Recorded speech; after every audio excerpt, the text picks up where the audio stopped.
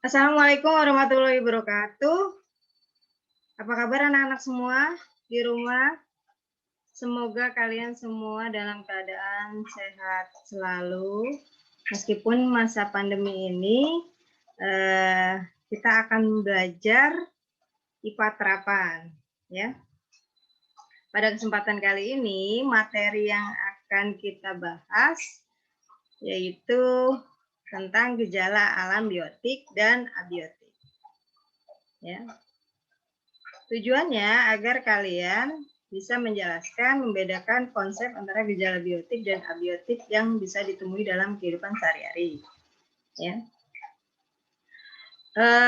Di alam sekitar, ya, coba kalian perhatikan di alam sekitar kalian, kalian bisa temui apa saja jenis makhluk hidup yang ada di sekitar kalian. Ya. Nah, biasanya di alam semesta itu terbagi menjadi dua komponen, yaitu biotik dan abiotik. Apa itu biotik dan abiotik? Kita akan bahas selanjutnya. Ya. Nah, di sini kita bisa melihat biotik adalah komponen alam semesta yang biasanya hidup atau yang biasanya bernyawa. Ya. Contohnya apa? Di sekitar kita banyak manusia, ya, berbagai jenis hewan yang kita temui, ada kucing, ayam, anjing, ya, dan lain-lain. Kemudian tumbuhan, jamur, bakteri. Itu termasuk yang hidup. Maka dikatakan sebagai komponen biotik. Sedangkan komponen abiotik, kebalikannya, yaitu komponen yang biasanya tidak hidup. Contohnya apa di sini? Contohnya air, ya, tanah, udara, mineral, dan cahaya. Ya. Sebelum belajar mengenai gejala alam biotik dan abiotik, baiknya kita harus tahu dulu adik-adik, ya.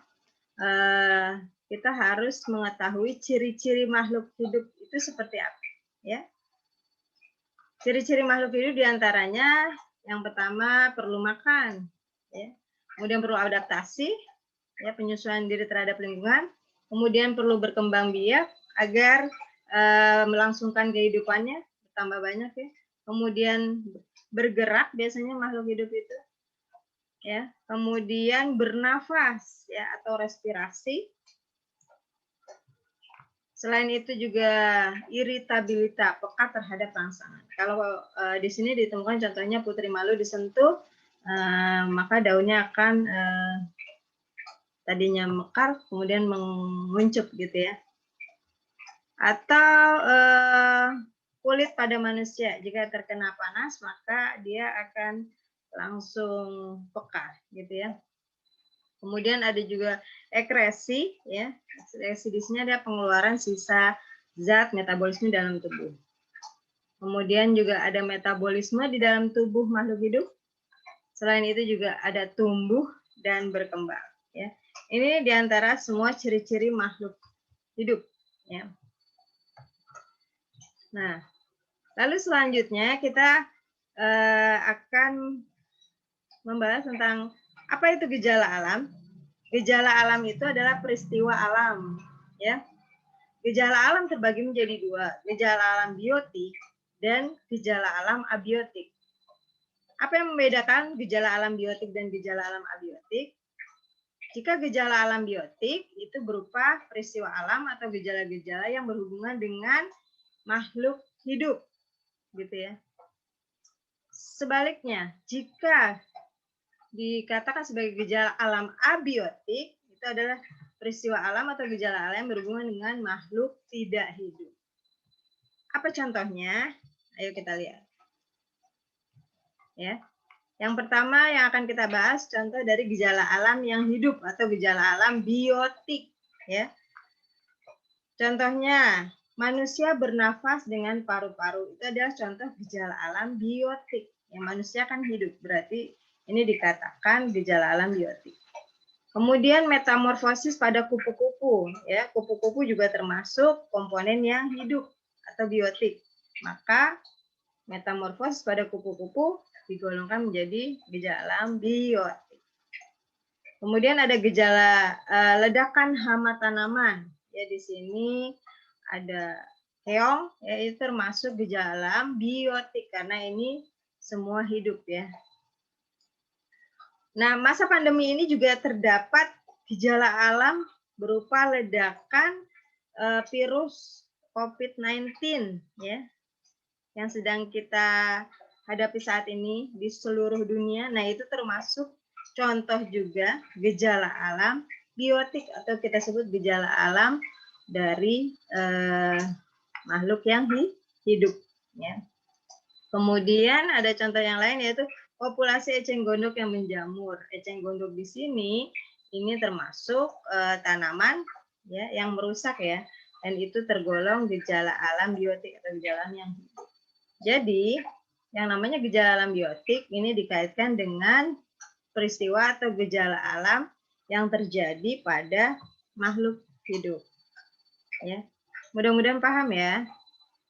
Lalu apa yang membedakan dengan gejala alam abiotik? Gejala alam abiotik kita akan bahas. Contohnya apa? Terjadinya rotasi bumi. Ya. Rotasi bumi di sini contohnya yaitu pergantian siang dan malam. Pergantian di sini siang dan malam di setiap negara berbeda-beda ya. Antara bumi bagian utara dan bumi bagian selatan itu berbeda-beda. Ya, begitu pula pergantian musim itu termasuk gejala alam abiotik dalam arti berhubungan dengan peristiwa atau gejala alam yang pada benda yang tidak hidup ya. Contohnya apa selain tadi pergantian siang dan malam di seluruh negara ya. Contohnya selain itu juga adanya pelangi. Pelangi di sini contoh gejala alam abiotik. Terjadinya tsunami itu juga gejala alam abiotik berkaitan dengan yang tidak hidup. Ini pernah terjadi di tahun 2004 di Aceh ya.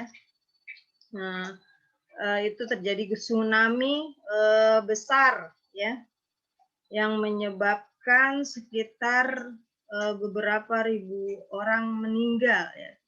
Ya, nah ini terjadi di tahun 2004. Itu termasuk gejala alam abiotik. Kemudian terjadinya gempa bumi, terjadinya gunung berapi, pernah ya terjadi di Jogja ya. Nah itu juga termasuk gejala alam abiotik. Terjadinya gerhana bulan, gerhana matahari, itu termasuk gejala alam abiotik, melibatkan benda tidak hidup ya. Kemudian terjadinya kebakaran hutan, kemudian terjadinya pergantian musim. Contohnya di Indonesia dikenal hanya 2, musim hujan dan musim kemarau. Beda dengan musim di daerah luar negeri ya. Ada musim gugur, musim semi, musim dingin. Jadi ada 4 musim ya. Itu yang menyebabkan terjadinya pergantian musim termasuk gejala alam abiotik atau gejala alam yang berhubungan dengan yang tidak hidup. Ya, ini adalah contoh-contoh gejala alam. Nah, ini bisa kita lihat gambar-gambarnya ya. Ini gempa, ini terjadi gerhana bulan, gunung meletus, gerhana matahari. Ini pernah terjadi belum lama ini di Indonesia. Kemudian tsunami, kemudian asap kebakaran hutan. Biasanya terjadi ini di Indonesia di Kalimantan ya. Nah, setelah kita sebelumnya melihat gambar-gambar gejala, ya, mudah-mudahan kalian semua bisa membedakan antara gejala alam biotik dengan abiotik. Ya. Maka selanjutnya kalian akan mengenal alat-alat apa saja yang digunakan untuk mengamati gejala alam atau peristiwa alam yang hidup atau biotik dan peristiwa atau gejala alam abiotik atau yang tidak hidup. Menggunakan apa saja diantaranya ada di sini teropong, ya. kemudian ada loop, ada kompas, ya, ada mikroskop, kemudian ada altimeter, ya, kemudian juga ada di sini termometer, ya, stopwatch, ya. Ini beberapa alat teknologi yang digunakan untuk mengamati gejala, baik itu gejala alam biotik maupun abiotik. Ya. Kegunaannya diantaranya kalau mikroskop untuk mengamati benda yang kecil, ya, teramat kecil. Kemudian kalau kamera biasanya untuk melihat, ya, kamera digunakan untuk mengamati atau mengambil gambar ya dari gejala-gejala alam yang terjadi, baik itu yang hidup ataupun yang tidak hidup. Kemudian kalau teropong untuk mengamati benda-benda yang tampak jauh, ya, agar terlihat jelas. Kemudian loop untuk memperbesar atau memperjelas objek, sedangkan kompas untuk menunjukkan arah. Kalau barometer untuk mengukur tekanan udara. Sedangkan altimeter tadi untuk menentukan ketinggian suatu tempat dari permukaan air laut. Kalau pH meter biasanya itu untuk mengukur kadar keasaman suatu zat atau bahan yang ada gitu ya. Nah, mungkin dari sekian slide yang saya tunjukkan, saya mengambil kesimpulan bahwa apa itu gejala alam biotik, apa itu gejala alam abiotik. Gejala alam biotik adalah peristiwa atau gejala alam yang berhubungan dengan makhluk hidup atau yang bernyawa, ya. Bedanya kalau gejala alam abiotik itu berhubungan dengan gejala alam atau peristiwa-peristiwa alam yang berhubungan dengan benda tidak hidup, ya. Semoga bermanfaat ya adik-adik. Materi kali ini saya cukupkan, sekian dan terima kasih. Assalamualaikum, saya akhiri. Assalamualaikum warahmatullahi wabarakatuh.